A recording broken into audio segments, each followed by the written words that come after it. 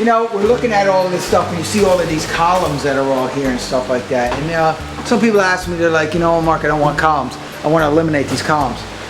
And the big thing about the columns is that, you know what, when you put steel beams in, you can take away columns, because normally if you do wood in the basement, you're going to have columns, code is about 7 feet apart. You have lolly columns. So these, of course, are a lot bigger than 7 feet wide because it's steel. So then you say to yourself, well, if it's steel, can't we eliminate them totally? Well, we have a 9-foot basement down here. If we move to a 10-foot, then we could take this beam here and make it bigger. The bigger the beam gets, of course, the more strength the beam has and the less columns you're going to have to put.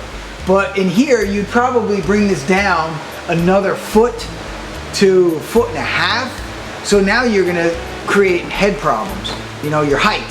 So if you bump this up another foot, say the 10-foot ceiling in your foundation, then you could start worrying about that and probably get, you know, less columns in here.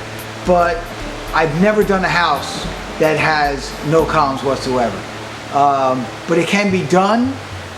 It'll probably be really expensive because the beams will be very big, tall wise. And I mean, you know what, then you're looking at, you know, I've done 12-foot ceilings, and that gets really expensive. To just get rid of a couple columns, I don't know, you have to really weigh, you know, if you really want to do something like that or not, because, you know, when you're adding a foot to a whole foundation, you're adding a decent amount of cost.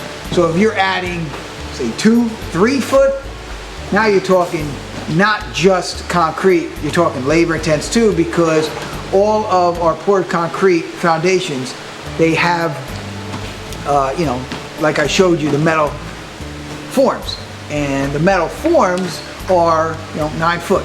So we have to extend on top of that. So then we'd have to take a 3-foot cross member and go all the way around it and build it up. And that starts to cost a lot of money. So you know what? I don't think it's that big of a deal. We, you know, when we finish our basement, we could fill these in. We make walls. These kind of dictate how we're gonna fill all of our rooms up down here.